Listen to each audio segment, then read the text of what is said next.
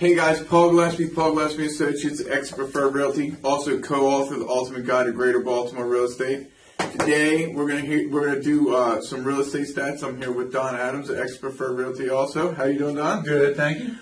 Today we're gonna focus on Anne Arundel County and we're gonna focus on Greater Baltimore area. So let's first talk about Anne Arundel County as far as like your opinion of the market in general, overall feel, kind of combined with some hard stats. Okay. Well, the overall picture in Anne Arundel County, in my opinion, after 30 years of really concentrating and focusing just on Anne Arundel County, is the last 2 years are really good. I mean, it's very steady. There's you have the stats right here in front of you, but we'll go over those a little bit. But the bottom line is what I like is that it is steady.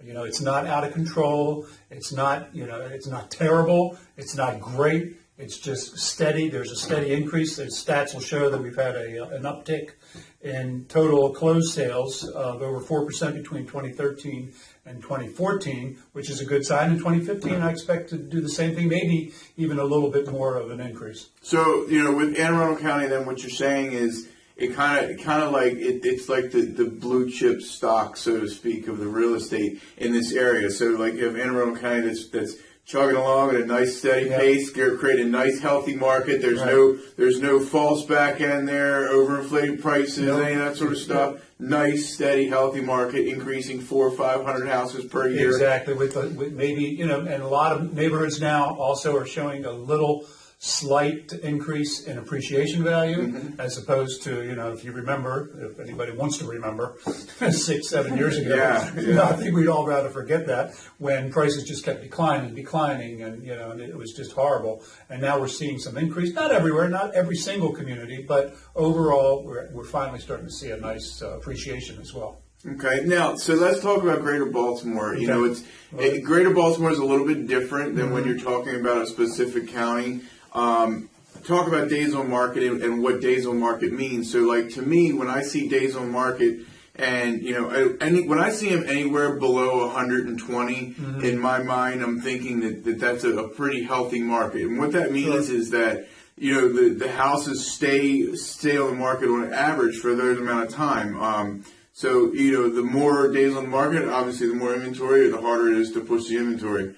And even with the days on market, if in Greater Baltimore being in the 80s, it's not even really a true test of what the market is. Because I know you show a lot of houses, as do I. I would say even in the hundreds on a monthly basis. Yeah. So, what's the quality of the inventory like in general? Well, it's like we were talking about earlier.